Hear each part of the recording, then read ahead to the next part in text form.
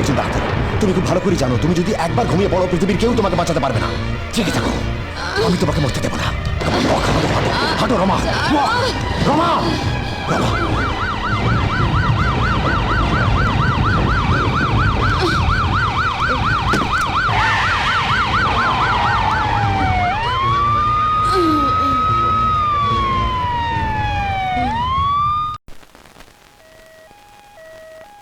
কেন বাঁচালি আমায়?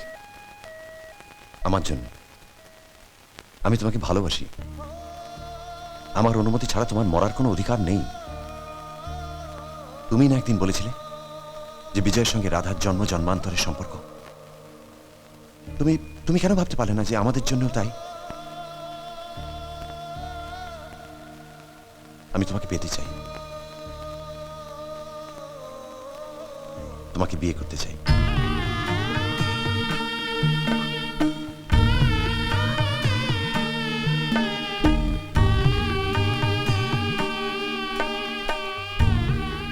Thank you Rama. Laila,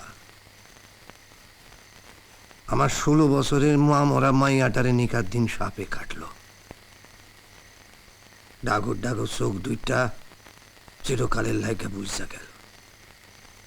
পাপ পাপ, আমারই পাপে আমার সাজানো বাগান শুইকা গেল।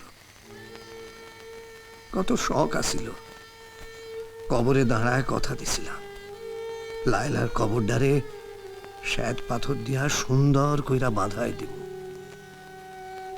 অভাব অভাব, আইজব কবরের উপর ধুলা ওড়ে।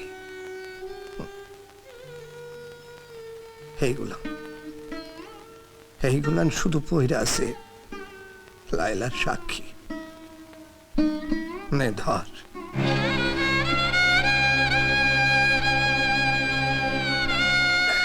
ভিজা কাপড় সাইরা ওই থেকে একটা পয়রা ফেল।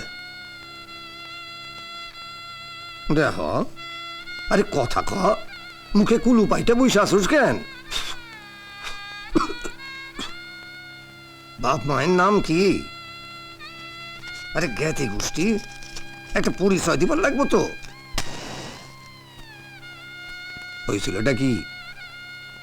কার লাইগা প্রাণ বিসর্জন?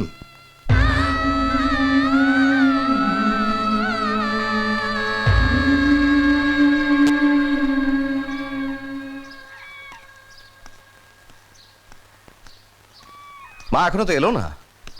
আমি এক্ষুনি রাধার বস্তিতে যাব। বাপের নাক কাটতে তা তো যাবেই।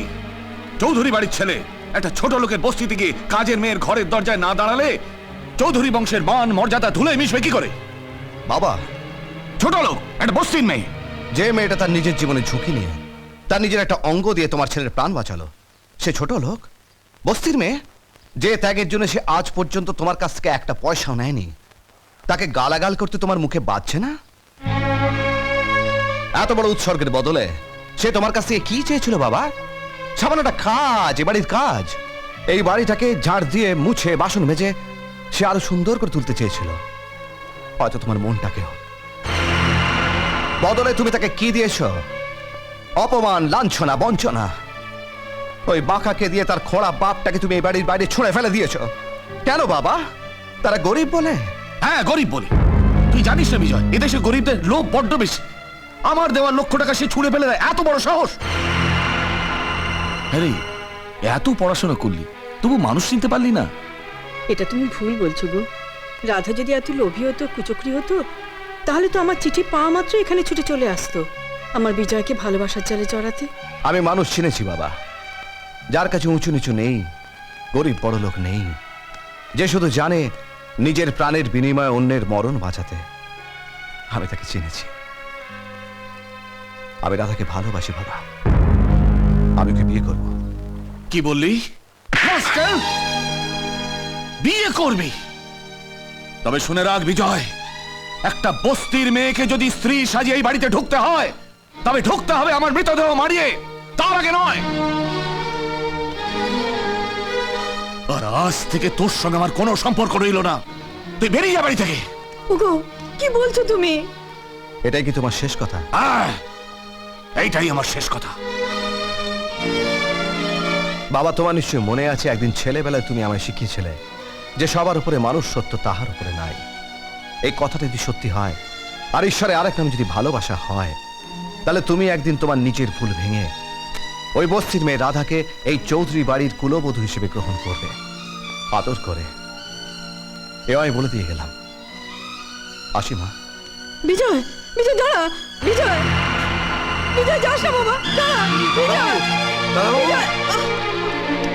সুমনা, সুমনা, সুমনা। বল রাধে, রাধে বল। মেয়েটা জলে ডুবে মরেছে গো বাবু।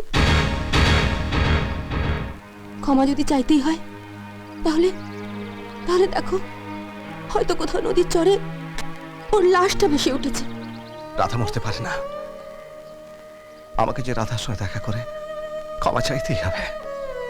তাহলে যে চন্দ্র, সূর্য, আকাশ, বাতাস সব মিথ্যে হয়ে যাবে, সব মিথ্যে হয়ে যাবে। কি দাদাবাবু, সেলাই দিয়েছি, রক্ত ঝরছে। গোবর্ধন দা, আমার এই বুকের মধ্যে যত রক্ত ঝরছে তার তুলনায় এ তো কিছুই নয়, এ তো কিচ্ছু নয়। মাঝি, ও মাঝি, বলেন কথা। তোমরা কে কেউ নয়া বসতি রাধার খবর জানো? রাধা, হ্যাঁ, সে তো পরানো আজি বলছিল কাল রাতে ওই ঝড় বৃষ্টির মধ্যে ওই খারিজ বানে যাচ্ছিল। তারপর তারপর আর কেউ তারে দেখিনি,